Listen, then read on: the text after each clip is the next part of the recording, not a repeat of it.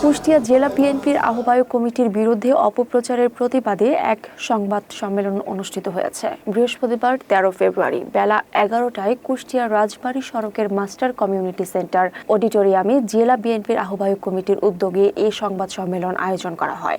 সংবাদ সম্মেলনে উপস্থিত ছিলেন জেলা বিএনপির আহ্বায়ক কুতুব উদ্দিন আহমেদ, সদস্য সচিব প্রকৌশলী জাকির হোসেন সরকার, যুগ্ম আহ্বায়ক অ্যাডভোকেট তৌহিদুল ইসলাম আলম সহ বিএনপির ও অঙ্গ সংগঠনের বিভিন্ন পর্যায়ের নেতৃবৃন্দ এবং জেলায় কর্মরত গণমাধ্যম কর্মীরা। বক্তারা অভিযোগ করেন, পদবঞ্চিত ব্যানারে পরিচিত কিছু ব্যক্তি জেলা বিএনপির দায়িত্বশীল নেতাদের বিরুদ্ধে ধারাবাহিকভাবে মিথ্যা ও বিভ্রান্তিকর প্রচার চালিয়ে যাচ্ছে, যা অত্যন্ত দুঃখজনক। এসব অপপ্রচারে বিএনপির নেতাকর্মীরা মর্মাহত ও ক্ষুব্ধ। তীব্র নিন্দা ও প্রতিবাদ জানিয়ে বিএনপির নেতারা বলেন, দীর্ঘদিন ধরে ধৈর্য ধারণ করা হলেও বর্তমানে পরিস্থিতি সহনীয় পর্যায়ে নেই। তারা সংশ্লিষ্ট ব্যক্তিদের অবিলম্বে মিথ্যাচার বন্ধ করে দলের কাছে ক্ষমা চাওয়ার আহ্বান জানান। অন্যথায় দলীয় শৃঙ্খলা ভঙ্গের অভিযোগে কঠোর সাংগঠনিক ব্যবস্থা গ্রহণ সহ আইনগত পদক্ষেপ নেওয়া হবে বলে হুঁশিয়ারি উচ্চারণ করেন নেতারা। তাদের বিরুদ্ধে অলরেডি ব্যবস্থা নেওয়ার জন্য আমরা আমাদের কেন্দ্রীয় নেতৃত্বের সাথে আলোচনা করেছি। তাদেরকে শোকজ করা হয়েছে, শোকজ এবং শোকজের জবাব এবং আমাদের রিকমেন্ডেশন আমরা কেন্দ্রে পাঠিয়েছি।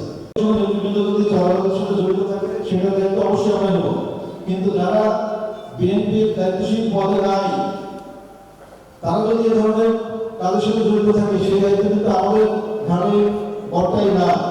আর চাঁদাবাজি এটা সম্পূর্ণ নির্মূল করার দায়িত্ব কিন্তু বিএনপির না, এখানে প্রশাসন আছে, এখানে অ্যাডমিনিস্ট্রেশন আছে। এখন ৫ তারিখ ৬ তারিখ ৭ তারিখ না, দেশে এখন একটি স্থিতিশীল প্রশাসন আছে। আমরা প্রশাসনকে সহযোগিতা করতে রাজি আছি।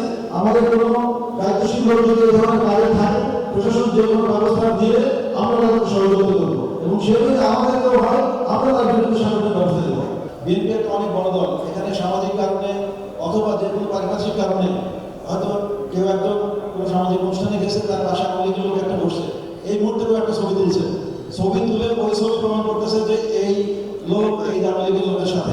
আসলে এই ধরনের ছবি আপনারাও জানেন, সামাজিক যে কোনো অনুষ্ঠানে বা যে কোনো বিষয় একটা হতে পারে, ওই জিনিসগুলোকে পলিটিক্যাল বা পলিটিক্যালি নেওয়ার কোনো সুযোগ নাই। কারণ আমরা এই সমাজের মানুষ, যে কোনো জায়গায় যে কোনো লোকের সাথে দেখা সাক্ষাৎ হতে পারে।